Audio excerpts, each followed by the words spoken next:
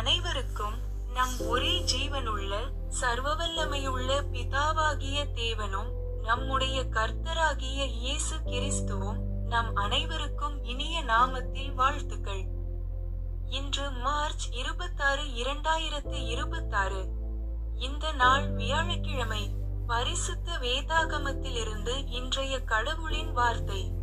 நீதிமொழிகள் புத்தகம் அத்தியாயம் 18 வசனம் 24. சிநேகிதருள்ளவன் சிநேகம் பாராட்ட வேண்டும்.